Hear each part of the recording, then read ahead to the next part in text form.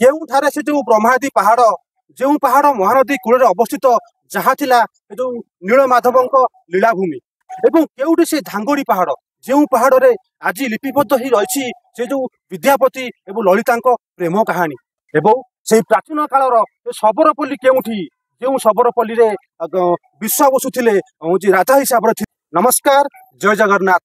ଆଜିର ଏକ ନୂତନ ଭିଡ଼ିଓରେ ମୁଁ ଆପଣମାନଙ୍କୁ ସ୍ୱାଗତ କରୁଛି।